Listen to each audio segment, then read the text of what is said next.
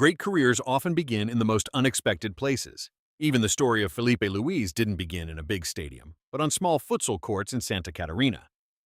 From there, his path led him step by step to the biggest leagues in Europe and later to a key role at Flamengo. But behind this success are decisions, setbacks, and moments that have shaped his career. How did this boy become one of the most consistent left backs of his generation? To understand that, we have to go all the way back to the beginning of his story. Before his name became known in major European stadiums, Filipe Luís was simply a boy from Jaraguá do Sul in Santa Catarina. His first steps in football were not taken on giant grass fields, but on small futsal courts. It was right there that he developed the technique that would later become his greatest trademark. Already very early on, coaches noticed that there was something special in this young player. His understanding of the game, his composure on the ball, and his discipline distinguished him from many other talents. These performances eventually earned him a call-up to the Santa Catarina under-15 selection. This moment opened a new door. Shortly after, he was discovered by the club Figueirense and admitted to the youth department. There, the decisive transition from futsal to the large football field began. For many players, this step is difficult, but Filipe Luís adapted surprisingly quickly and developed continuously. In 2003, he received his first chance in the professional team of Figueirense. 2 years later, a decision was to be made that would completely change his career, because suddenly a door to Europe opened. But was such a young player really ready for this big step? The step to Europe came earlier than many had expected. After Filipe Luís had gained his first experiences in professional football at Figueirense, he received the chance that can completely change a young player's career: a move to Europe. His first destination was Ajax in the Netherlands. For a young Brazilian, that sounded like the perfect start to a great international career. But the start was more difficult than expected. At Ajax, he received hardly any playing time and had to quickly learn that European football is a completely different reality. Talent alone was not enough to succeed. Shortly after, he was passed on to the Uruguayan club Rentistas, which was closely linked to his agent Juan Feiger. The strategy was clear: gather match practice, gain experience, and continue to develop. The next step led him to Real Madrid Castilla. There, Filipe Luís slowly began to find his place in European football. But it wasn't until Deportivo La Coruña that everything changed. In Spain, he developed into one of the most consistent left backs in the league. In 2008, he was even named the best left back in La Liga by UEFA. But just as his career seemed to reach its peak, something happened that could change everything.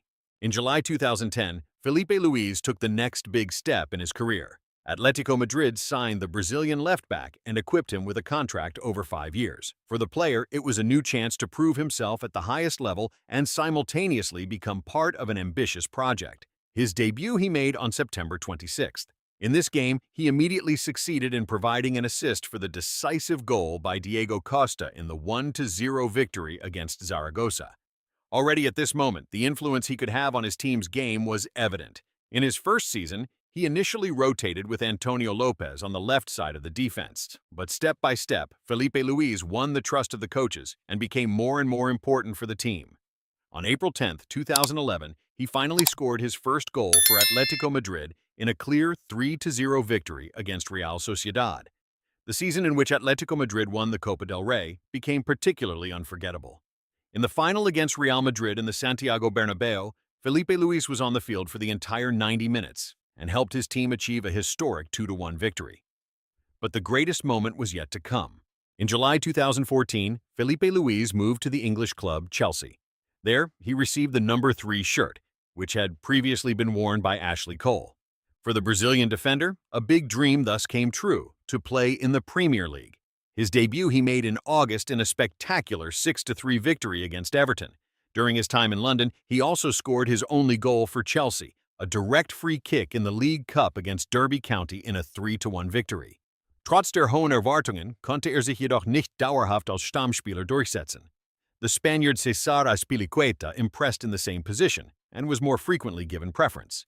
Filipe Luís himself was very honest later on and explained that his teammates simply played better during this phase. After this experience, his career once again faced an important decision. In 2019, Filipe Luís returned to Brazil after almost 15 years in European football. His new destination was Flamengo, one of the biggest clubs in the country. After lengthy negotiations, the transfer finally came about, supported by the then-president Rodolfo Landim, who saw him as an important leader for the team. After only a short time, Filipe Luís became a central figure of the team. His international experience, his tactical understanding, and his composure on the field helped the team play more stably. During his time at Flamengo, he made a total of 176 appearances. In these matches, the team achieved 112 wins, in addition to 32 draws and 32 defeats. Filipe Luís scored 4 goals and provided 9 assists. For the Brazilian defender, this return was a worthy conclusion to a long and successful playing career. The consistent performances of Filipe Luís in Europe also earned him a place in the Brazilian national team. His first call-up he received in 2009, when Coach Dunga nominated him as a replacement for the injured Marcelo. His debut he made on October 14, 2009, in a goalless match against Venezuela in the qualifiers for the 2010 World Cup. From this moment on, he was repeatedly part of the circle of national players. In 2013, he became a winner of the Confederations Cup with Brazil. Even if he was not used during the tournament, he was part of the successful squad. His first goal for the national team he scored on November 17, 2015, against Peru. Later, he was also called into the squad for the 2018 World Cup in Russia and was part of Coach Tite's team.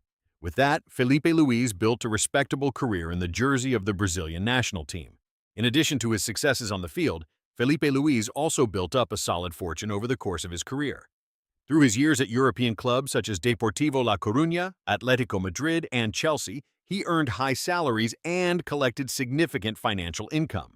Particularly during his time at Atletico Madrid, his annual salary is said to have been over €3 million. Also at Chelsea, he received a lucrative salary as well as additional bonuses for performance and titles. After his return to Flamengo, his income was indeed somewhat lower, but it still remained at a high level.